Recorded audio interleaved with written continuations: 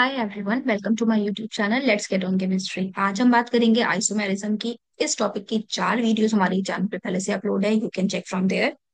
तो आज हमारा जो ये टॉपिक है आइसोमेरिज्म।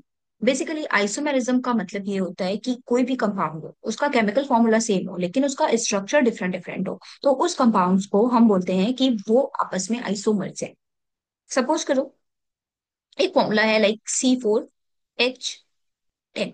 C4H10 को हम अलग अलग तरह से रिप्रेजेंट कर सकते हैं, मतलब इसका स्ट्रक्चर अलग अलग हो सकता है, इसमें जो ग्रुप्स का अरेंजमेंट है वो अलग अलग हो सकता है, कार्बन एटम की जो बॉन्डिंग है वो अलग अलग तरह से हो सकती है।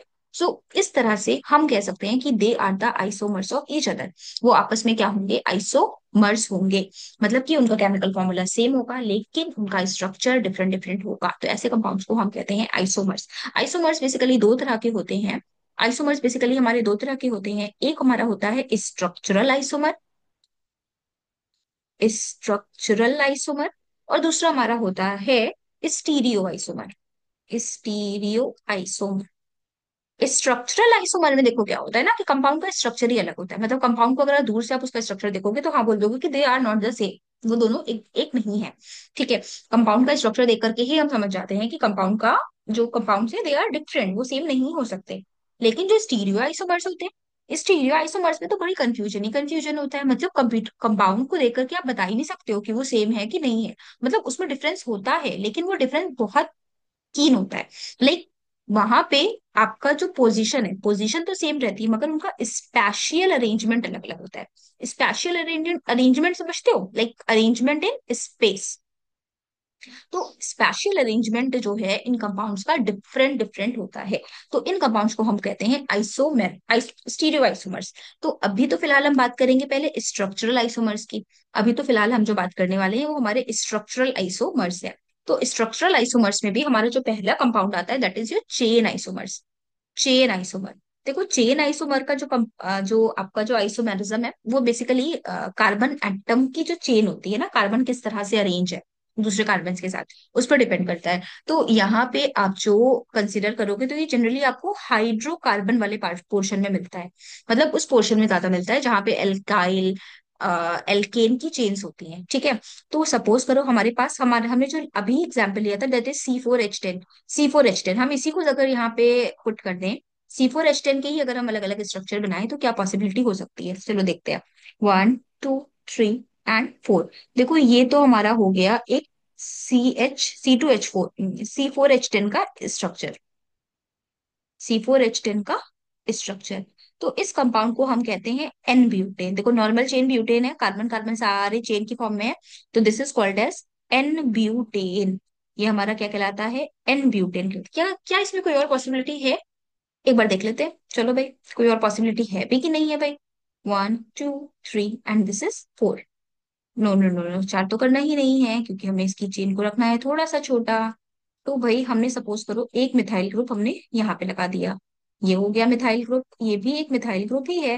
1 2 3, अभी एक बचा, यहाँ पे हाइट कार्बन आ गया। तो ये जो कंपाउंड है this is not an butane भाई, ये इससे अलग है ना। क्यों अलग है? क्योंकि हम देख पा रहे हैं कि इसमें पूरे जो कार्बन है वो चेन में चल रहे हैं, वो एक स्ट्रेट लाइन की फॉर्म में आ रहे हैं। देखो स्ट्रेट लाइन में हम इनको कवर कर सकते हैं। क्या यहाँ पे 4 कार्बन को स्ट्रेट लाइन में कवर कर सकते हैं? देखो यहाँ पे चारों कार्बन एक स्ट्रेट लाइन में कवर हो गए। यहाँ पे क्या चारों कार्बन को हम स्ट्रेट लाइन में कवर कर सकते हैं? नॉट एट ऑल, नहीं कर सकते भाई, नहीं कर सकते क्योंकि वो स्ट्रेट लाइन में है ही नहीं। तो भाई इनको हम नीचे आना पड़ रहा है देखो मुझे इसके लिए। तो इस तरह के कंपाउंड्स को हम बोल सकते हैं कि they are the structural, they are the chain isomers, they are the chain isomers of each other. मतलब कि इनकी कार्बन एटम की जो चेन है वो अलग अलग होती है। कार्बन एटम की जो चेन है वो अलग अलग होती है। ओके। तो ये तो एक छोटी सी बात हो गई हमारे चेन आइसोमर्स की। चेन आइसोमर के बाद हम इसमें और भी एग्जांपल डिस्कस कर सकते हैं, चलो भाई देख लेते हैं। लेट्स से ये कोई कंपाउंड है 1 2 3 4 5 6 7। ये हमारा हेप्टेन है। क्या है ये? हेप्टेन मतलब कि 7 कार्बन का की चेन है। इमेजिन करो हमने चेन को छोटा कर दिया, 1 2 3 4 5 6, चेन को छोटा कर दिया, एक मिथाइल ग्रुप यहाँ पे अटैच कर दिया। चेन को छोटा कर दिया, एक मिथाइल ग्रुप यहाँ पे अटैच कर दिया। भाई हो सकता है ना। देखो ये 1 1, this is 2, this is 3, this is 4, this is 5, this is 6। तो 2 पे मिथाइल ग्रुप लगा दिया, ठीक है भाई। और यहाँ पे 1 2 3 4 5 6 और 7, देखो यहाँ पे 7 मेंबर चेन थी, लेकिन अब चेन की लेंथ हो गई है छोटी। दो, एक आपका मिथाइल ग्रुप आ गया है, कहाँ पर आ गया मिथाइल ग्रुप, सेकेंड पोजीशन पे आ गया है।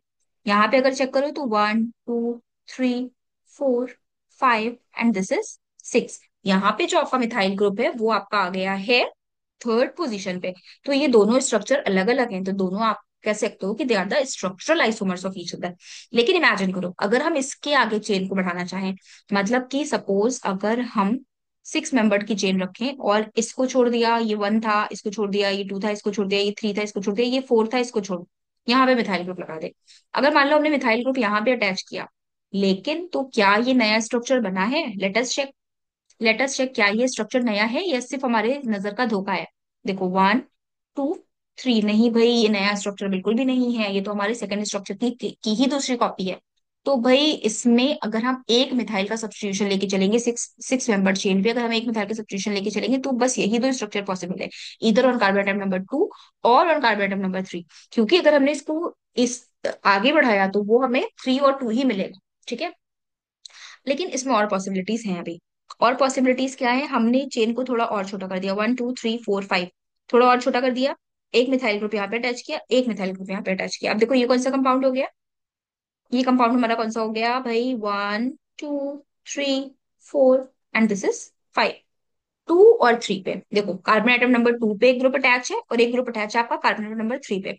तो 2 3 डाई मिथाइल पेंटेन, ये हमारा बन गया 2 3 डाई मिथाइल पेंटेन। राइट। अब और क्या इसमें पॉसिबिलिटी हो सकती है भाई, और भी कुछ जो पॉसिबिलिटीज है हम उनको एक बार चेक कर लेते हैं भाई। लेट अस कंसीडर, चलो देखते हैं। चेन को मैं तो कहूंगी थोड़ा और छोटा कर दो, 1 2 3 4, सिर्फ 4 मेंबर चेन कर दी। एक ग्रुप यहाँ पे लगाया, एक ग्रुप यहाँ पे लगाया, क्या ये हो पा रहा है? अगर मैं यूं बढ़ा दिया तो फिर वही 5 नंबर, 5 मेंबर की चेन चेन आ जाएगी, तो यहाँ तो बढ़ाना सही नहीं रहेगा। सपोज करो हमने एक सब्स्टिट्यूशन और बढ़ा देते हैं, एक सब्स्टिट्यूशन और बढ़ा देते हैं, कुछ इस तरह से कर दिया, 1 2 3 4 5 6 7, तो ये एक नया स्ट्रक्चर बन सकता है, ये एक नया स्ट्रक्चर हमारा बन सकता है। Let us consider 1 2 3 4 4। तो नहीं नहीं नहीं, गलत हो गया भाई, नंबरिंग हमने गलत तरह से कर दिया है। फिर से इसको एक बार ट्राई करते हैं। This is 1 2 3 and this is 4। तो देखो 2 पे तो दो मिथाइल ग्रुप अटैच है, 1 और 2, और 3 पे एक मिथाइल ग्रुप अटैच है। तो ये हमारा अलग स्ट्रक्चर एक बन गया है, ये हमारा इस कंपाउंड का एक अलग स्ट्रक्चर बन गया है। तो भाई इस तरह से हम स्टीरियो आइसोमर्स बना सकते हैं जहां पे केमिकल फॉर्मूला तो सेम हो, सॉरी, चेन आइसोमर्स बना सकते हैं जहां पे केमिकल फॉर्मूला तो सेम हो लेकिन उनका जो स्ट्रक्चर है वो अलग अलग हो। तो इन सारे कंपाउंड्स में हम देख पा रहे हैं कि इनका स्ट्रक्चर डिफरेंट डिफरेंट है। इसी में जो हमारा सेकेंड टाइप ऑफ आइसोमेरिज्म आता है, that is our position isomers. That is our position isomer. Position देखो नाम से क्या पता चल रहा है कि पोजीशन मतलब कि पोजीशन का फर्क होगा। अब हो सकता है कि फंक्शनल ग्रुप की पोजीशन का फर्क हो सकता है मल्टीपल बॉन्ड की पोजीशन का फर्क हो। तो देखते हैं, एक एग्जाम्पल लेते हैं, लाइक CH3CH2OH। एक तो ये कंपाउंड हो गया, that is 1 propanol, 1 propanol. Second possibility क्या हो सकती है, CH3CH CH3OH। क्या ये सेम कंपाउंड्स है? हाँ भाई सेम कंपाउंड्स है, बट OH ग्रुप जो है कार्बन एटम नंबर 2 पर आ रहा है, 1 2 3 2 पर आ रहा है, यहाँ पे 1 पे था, 1 2 3। तो ये हमारा बनेगा 2 प्रोपेनॉल, ये हमारा बनेगा 2 प्रोपेनॉल। दूसरा एग्जाम्पल लेते हैं इसमें, 1 2 3 4, this is 2 butene, this is 2 butene. Carbon atom number 2 पे डबल बॉन्ड प्रेजेंट है, तो ये हमारा बन जाएगा 2 ब्यूटीन। लेकिन इमेजिन करो आपका कुछ इस तरह का कंपाउंड हो, डबल बॉन्ड की पोजीशन को चेंज कर दिया, तो ये बन गया 1 ब्यूटीन। ठीक है, अब ये क्या बन गया, ये 1 ब्यूटीन बन गया है। तो दोनों क्या है, दोनों का स्ट्रक्चर सेम है, फॉर्मूला सेम है, स्ट्रक्चर मतलब सेम है but still position of the double bond is different. तो इसलिए हम इसको बोलते हैं पोजीशन आइसोमर्स। इन्हें हम क्या बोलते हैं, इन्हें हम बोलते हैं पोजीशन आइसोमर्स। अब थोड़ा सा इन्हीं चर्चाओं को हम आगे बढ़ाएंगे और नेक्स्ट आइसोमर्स की डिस्कशन करेंगे, that is a functional group isomer. Functional group isomerism. Functional group isomerism की अगर हम बात करें तो फिर हमें यहाँ पे देखने को मिलता है कि भाई जो फंक्शनल ग्रुप होता है उसकी वो अलग अलग होते हैं। केमिकल कंपाउंड तो सेम है, मतलब केमिकल फॉर्मूला तो सेम है, but the functional groups are different. तो ये कैसे पॉसिबल है? देखो भाई, ये हमारे पास एक एग्जांपल है CH3CH2OH। तो the chemical formula is C2H6O। सही है ना, C2H6O। लेकिन एक और यहाँ पे पॉसिबिलिटी है, दैट इज CH3O CH3। देखो ये तो एक अल्कोहल था, ये तो एक आपका अल्कोहल था, ऑल ऑल फंक्शनल ग्रुप था। बट दिस इज ईथर, ये क्या है? ये तो एक ईथर है। ठीक है, तो दोनों कंपाउंड्स में हम देख पा रहे हैं कि the chemical formula is the same, but the difference is of functional group. तो ऐसे कंपाउंड्स को हम कहते हैं फंक्शनल ग्रुप आइसोमर्स। अब इन्हीं में हम एक एग्जाम्पल और लेंगे, लाइक CH3CH2CHO। दूसरा एग्जाम्पल हमारा हो सकता है CH3C double bond O CH3। तो इन कंपाउंड्स में हम देख सकते हैं, the chemical formula is C3H6O। C3H6O। But the difference is of functional group, यहाँ पे आपका एल्डिहाइडिक फंक्शनल ग्रुप है, whereas the functional group present over here is ketonic functional group. तो भाई बहुत डिफरेंस है। पहले केस में हमारा जो फंक्शनल ग्रुप है that is aldehydic functional group, जबकि सेकंड केस में हमारा जो फंक्शनल ग्रुप है that is ketonic functional group. So that's why they can be considered as functional group isomers. They can be considered as functional group isomers. अच्छा, अब हमारा जो next type आता है दैट इज मेटामेरिज्म। अब जो हमारा नेक्स्ट टाइप आता है दैट इज मेटामेरिज्म। मेटामेरिज्म क्या होता है? मेटामेरिज्म में भाई जो हमारा कंपाउंड होता है, हमारा जो ऑर्गेनिक कंपाउंड होता है उसमें, सॉरी सॉरी सॉरी, क्या हो गया, चलो,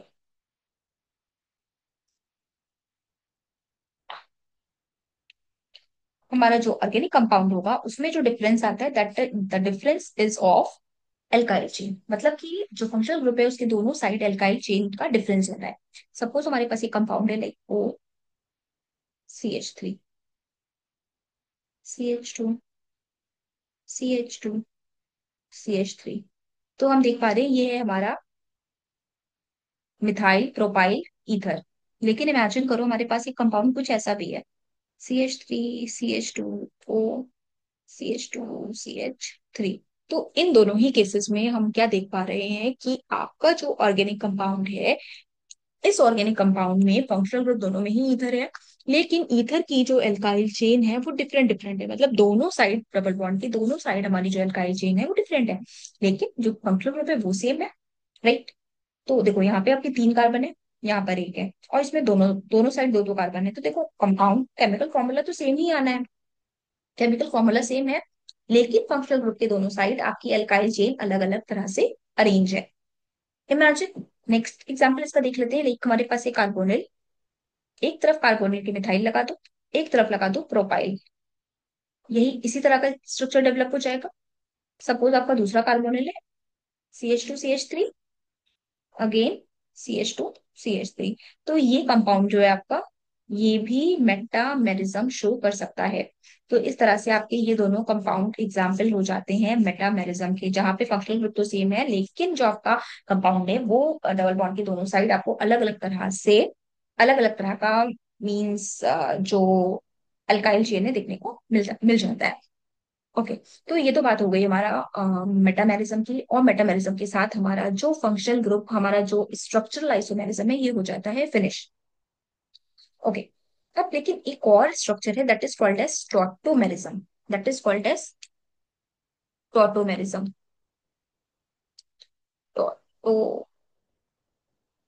टॉटोमेरिज्म।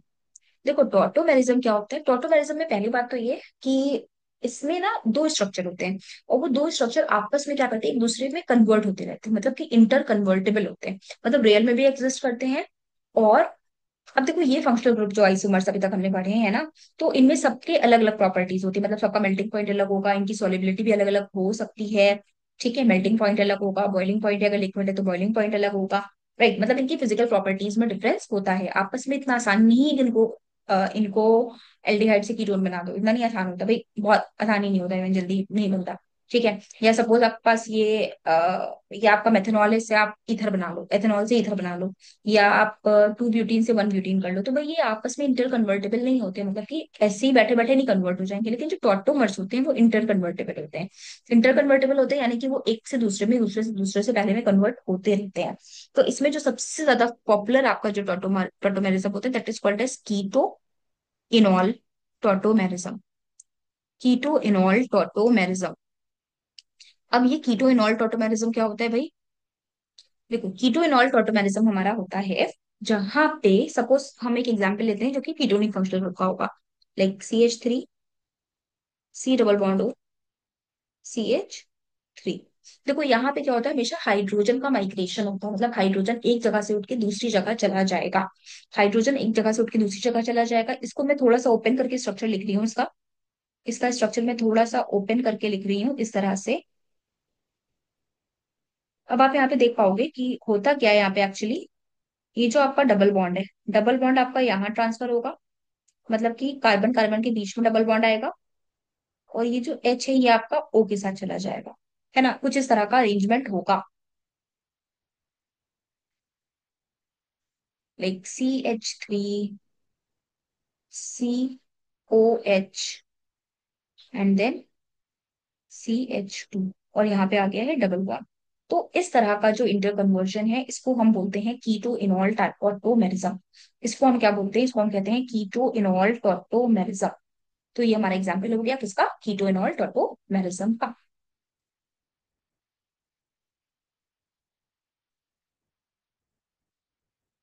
अब देखो, देखो यहाँ पे मैंने जो एरो बनाया है, मैंने जो एरो बनाया है वो ज्यादा किस तरफ आ रहा है? ज्यादा आ रहा है वो कीटोन की तरफ, और कम जा रहा है वो इनॉल की तरफ। इनॉल इसको क्यों बोले? देखो इसमें ईन फंक्शनल ग्रुप है, ईन स्टैंड फॉर एल्कीन। देखो एल्कीन फंक्शनल ग्रुप है और साथ में OH फंक्शनल ग्रुप है, तो इसलिए इसको बोलते हैं इनॉल, मतलब कि ईन भी है और ऑल भी है। राइट।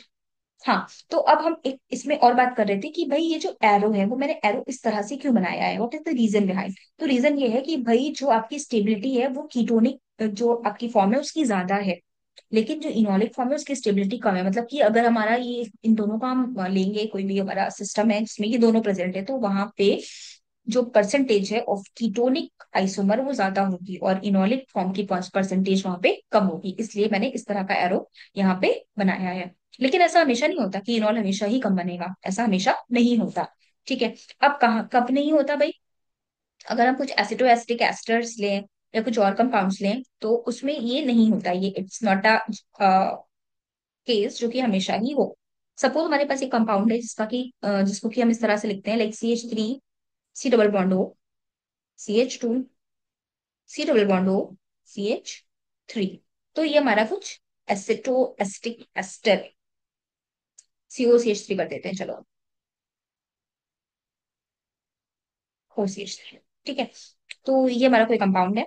अब इस कंपाउंड में जब हम इसका, ये तो कीटोनिक फॉर्म है, let's move towards its enolic form. अब अगर हम इसकी इनोलिक फॉर्म की तरफ चलते हैं तो भाई इसकी इनोलिक फॉर्म हमारी कुछ इस तरह से हो सकती है, लाइक CH3, सी O के साथ में आ जाएगा H। क्यों? क्योंकि भाई हमने यहाँ पे H ट्रांसफर कर दिया ना, प्रोटॉन का ट्रांसफर हो गया। कहाँ से कहाँ ट्रांसफर होता है? यहाँ से प्रोटॉन उठ के यहाँ पे आ जाएगा, ठीक है, और डबल बॉन्ड यहाँ पे चला जाएगा।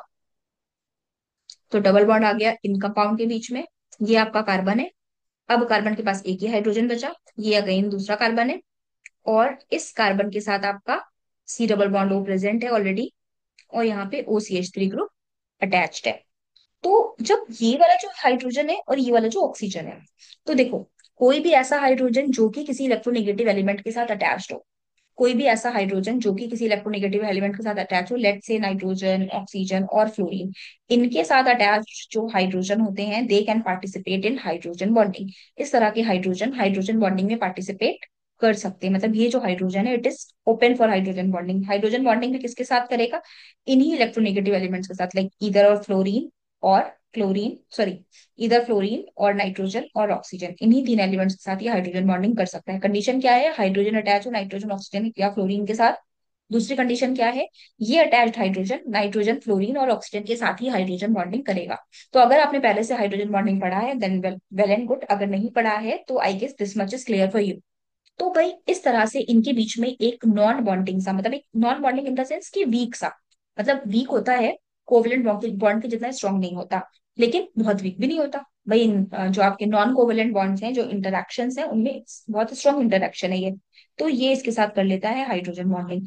अब जब इसने हाइड्रोजन बॉन्डिंग करी तो देखो चेन कितनी बड़ी बनी, मतलब रिंग जो बना, एक रिंग जैसा स्ट्रक्चर बन गया ना साइक्लिक वाला।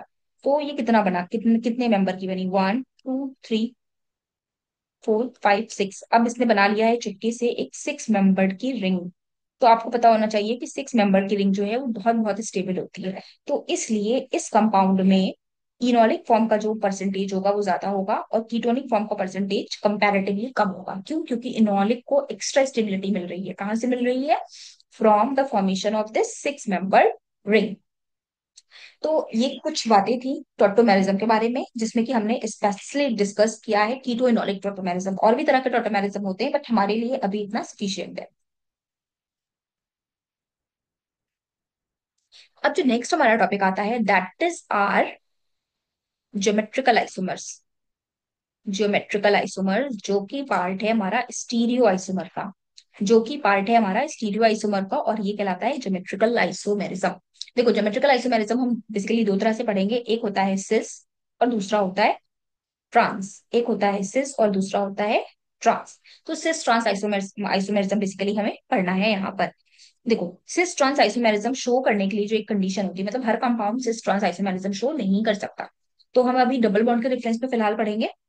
तो सपोज करो कोई भी डबल बॉन्ड है, डबल बॉन्ड के साथ में ये देखो इतना ही तो होता है ना, ये इस कार्बन पे 4 ग्रुप, 2 ग्रुप हो सकते हैं, इस कार्बन पे 2 ग्रुप हो सकते हैं। तो कंडीशन पहली ये कहती है, पहली कंडीशन ये कहती है कि भाई अगर आपके पास कुछ इस तरह का स्ट्रक्चर है, लाइक इसके साथ 2 ग्रुप ए अटैच है, इसके साथ 2 ग्रुप बी भी अटैच है, तो हम चाहे कुछ भी कर लें इसमें सिस ट्रांस हम बता ही नहीं सकते। क्यों? क्योंकि सिस ट्रांस यहाँ पे एप्लीकेबल नहीं है। ठीक है। या सपोज दूसरी कंडीशन है, लाइक कार्बन कार्बन के बीच में डबल बॉन्ड है, इधर ए है इधर ए है, इधर बी है और इधर सी है, मतलब ए मतलब एक कार्बन पे जो ग्रुप्स हैं दैट आर द सेम, मतलब किसी एक कार्बन पे दोनों ग्रुप सेम, तो फिर भी आप सिस ट्रांस आइसोमेरिज्म नहीं बता सकते। ठीक है। सिस ट्रांस आइसोमेरिज्म बताने की कंडीशन है कि जो कार्बन एटम्स हैं, जो आपके डबल बॉन्ड वाले कार्बन है, उनके डिफरेंट डिफरेंट ग्रुप्स प्रेजेंट होना चाहिए। डबल बॉन्ड वाले कार्बन पे आपके डिफरेंट डिफरेंट ग्रुप्स प्रेजेंट होना चाहिए, तभी आप सिस ट्रांस आइसोमेरिज्म बता सकते हो, अदरवाइज आप सिस ट्रांस आइसोमेरिज्म नहीं बता सकते। ओके। चलो। अब हम बात करते हैं, दूसरा एग्जाम्पल को उठाते हैं। सपोज हमारे पास ये कंपाउंड है, लाइक इधर है ए और इधर है बी। अगेन यहाँ पर क्या है, ए है और यहाँ पर बी है। ठीक है। या तो फिर ये पॉसिबिलिटी हो सकती है, या फिर ये पॉसिबिलिटी भी हो सकती है, लाइक इधर ए है, इधर बी है, इधर बी है और इधर है ए। तो देखो मतलब कहने की बात ये है कि जो कार्बन एटम है, दोनों कार्बन एटम में अगर सेम ग्रुप अटैच्ड है, ठीक है, मतलब एक कार्बन पे अगर दोनों ग्रुप सेम है तो वो ज्योमेट्रिकल आइसोमेरिज्म शो नहीं करेगा, लेकिन अगर इस तरह का स्ट्रक्चर बनाता है तो ज्योमेट्रिकल आइसोमेरिज्म हमें मिल सकता है। अब भाई इस तरह के ग्रुप्स में भी क्या पॉसिबिलिटी है, भाई देखो यहाँ पे हम देख रहे हैं कि डबल बॉन्ड के सेम साइड पे दोनों ए कहाँ पर है, डबल बॉन्ड के सेम साइड पर है। ठीक है।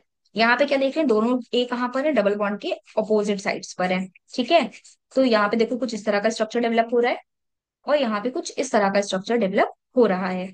तो ऐसे केसेस में क्या हो सकता है भाई, ऐसे केसेस में क्या हो सकता है कि जब कभी भी ऐसा आए, मतलब कि at the same side of double bond जब आपके ग्रुप प्रेजेंट हो, तो इनको हम बोलते हैं सिस आइसोमर्स, इसको बोलते हैं सिस आइसोमर्स। लेकिन जब ये ऐसे हो, मतलब डबल बॉन्ड के ऑपोजिट साइड्स पर हो, ऐसे नहीं कि इधर आ गया है ना ये वाला, तो यहाँ पे अगर आ जाएगा तो होता ही नहीं है। मतलब कि भाई यहाँ पर अगर आ गया तो उसको नहीं लेना है, उसको तो होगा ही नहीं कि यहाँ पे आ गए तो आपने बोल दिया कि ट्रांस है, नहीं भाई ये तो होता ही नहीं है। ठीक है। चलो। ओके। हाँ, तो ये हो गया हमारा ट्रांस, ये हो गया हमारा ट्रांस। अब हम कुछ एग्जाम्पल डिस्कस कर लेंगे सिस ट्रांस के, सिस ट्रांस आइसोमर्स के अब हम कुछ एग्जाम्पल डिस्कस कर लेंगे। चलो भाई, अब हम जब सिस ट्रांस के एग्जाम्पल डिस्कस करेंगे हम्म तो इमेजिन करो हमारे पास है like Cl, CH3, CH3, and this one is again Cl. Okay, Cl. देखो, इसमें देखो हमारी जो कार्बन एटम की चेन है, कार्बन एटम की जो चेन है वो कुछ यहाँ से आएगी, 1 2 3 4। ये बन जाएगा हमारा 2,3 डाई क्लोरो